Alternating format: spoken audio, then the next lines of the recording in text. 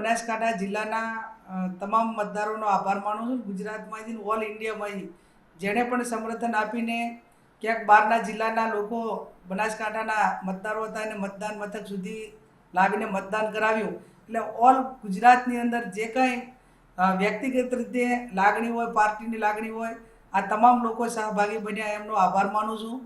કોંગ્રેસ પાર્ટીને એક જ સંદેશો કે સંગઠનની કામગીરી એ ઝીરો ગ્રાઉન્ડ ઉપર ઘણી જ હું માનું ત્યાં સુધી ભારતીય જનતા પાર્ટીની સરખામણીમાં આપણી સિસ્ટમમાં ક્યાંક ઘણો મોટો અભાવ છે અને એના કારણે ઉમેદવાર ચૂંટણી લડતો હોય ત્યારે એ પોતાના દમ ઉપર લડવું પડે, પોતાના સમાજની તાકાત ઉપર લડવું પડે।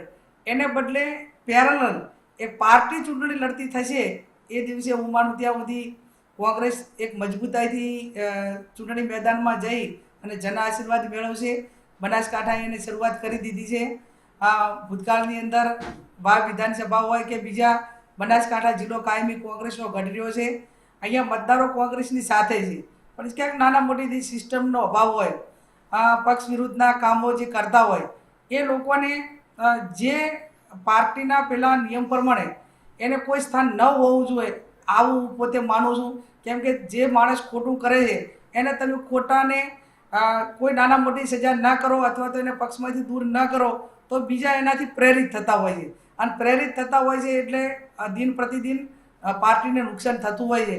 એટલે હું એમને કોઈને સલાહ આપવા માટે સક્ષમ નથી કે સલાહ માટે મારો પોતાનો કોઈ અધિકાર પણ નથી, પણ મારા લેવલનું નાનું સંગઠન જે મારાથી નીચેના કાર્યકરો કામ કરવાવાળા છે એમને મેં ફ્રી હિટ આપીને કાયમી એ જે રીતે કામ કરવા ઈચ્છે છે એમાં મેં કાયમી એમનું મનોબળ પૂરું પાડ્યું છે।